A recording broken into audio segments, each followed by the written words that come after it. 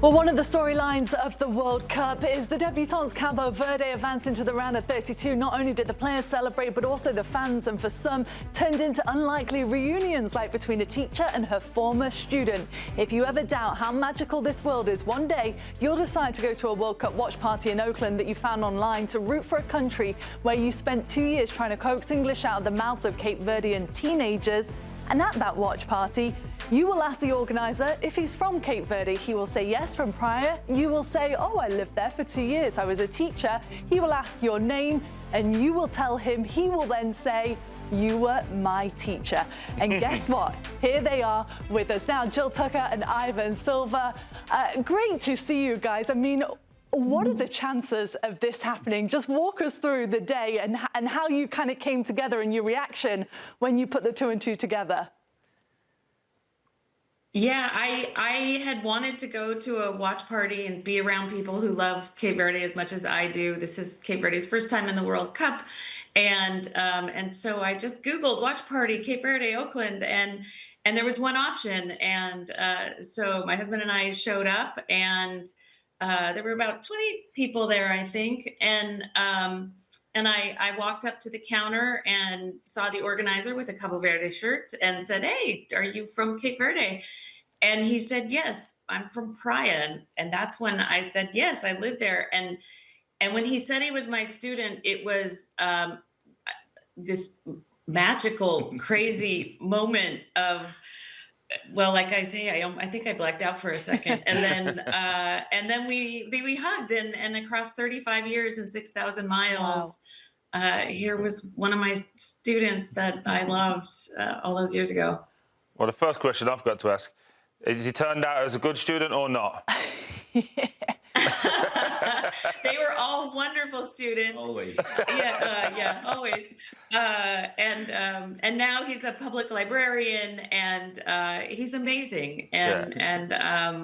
I cannot believe that we are back in touch. And now I'm not letting him go. He's going to be in my life. I'm going to go after him. Yeah. Oh, Ivan, what was it like for you? Did you put the 2 and 2 together straight away, or did it kind of take you a second? Well, as she was saying, the dates, the name, and everything is just slowly start coming together. The pieces started coming together, and then because I had already been looking for her. So, wow. Amazing. Yeah. Let me ask you this: did you watch any of the football, or did you just spend the whole time catching up on what you've both been up to? No, we totally watched the football. We did. And then in breaks, we like hugged again, and we talked, and then since the game, we've talked more and have caught up more. Yeah. Oh, good. And just for people that don't know too much about Cape Verde, what is it that you both love about it? Because we're seeing it from a football aspect, right? The togetherness, such a small country united and fighting against the odds. But you guys have both lived there. Take us into it. Take us why Cape Verde is so good. Yeah, I think this team represents exactly what our country is about. They're resilient against all odds. That's the hand we were dealt.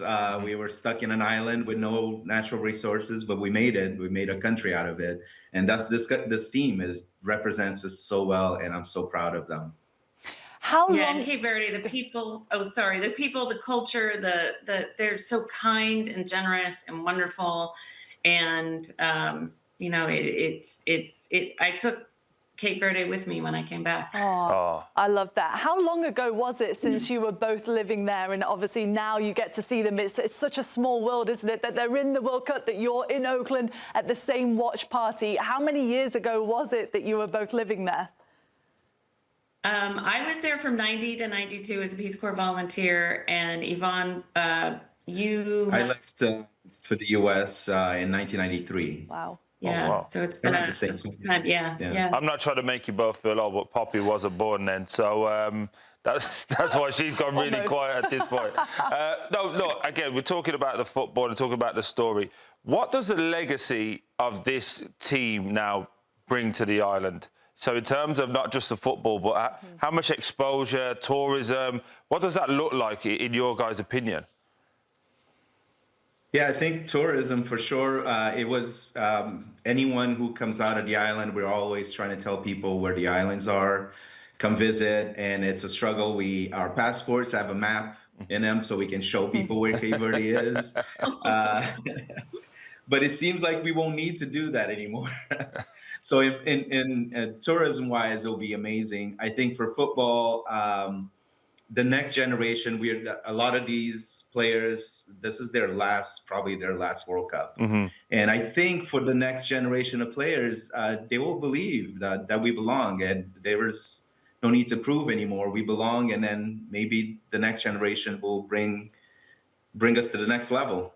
Yeah, and also on that, Ivan, just for the diaspora, which you've been using as well, right? That's been happening. How do you think that now becomes an even bigger part, just from the football side? Do you think there'll be even more players who have got heritage there but have never really been? Do you think that will happen more? I surely hope so, because we missed out on some great players, right? Henrik Larsson, Patrick Vieira. The next ones, hopefully they'll choose Cape Verde, and if we can't win a World Cup, but the African Cup is in reach for us. That's very true. No, I think they're going to win. I think Argentina is going to be an easy pass. They're in trouble. And off we go. One of my favorite things about the World Cup and all these countries is I love seeing the passion from the people that love the country so much. For those that are watching that think, I might want to go there and visit, what could they look forward to? What are your favorite things about Cape Verde? Cape Verde is 10 islands and 9 are inhabited, and they could not be more different. You have one island, Fogo, which is an active volcano, and you have Sol, which is so flat that it was an alternative landing zone for the space program and for the space shuttle. And then you have Boa Vista, which has amazing sand beaches and windsurfing, and so all the islands are so very different, and so there's so much to see there from island to island, and like I said, Cesaria Evora, the musician that is known around the world, is from there, and the food and the culture and the people are worth every second that you would be there. Well, yeah, I would ask people to leave the resorts and meet Cape Verdeans, because we are really the wealth of the country. There's other things, the beaches and the sun, but if you meet us and you hang out with us, we're fun. Yeah, I just wanted to say there was a lot of activity there. I don't know if you can see me. I'll put the pounds on. I need to know, what is a Cape Verdean dish that I need to eat? Ooh, cachupa. Cachupa for sure. Yeah. Okay. Do you like fried fish? Seafood? I'm not picky. I don't know if you can see the size of me. Wherever's going.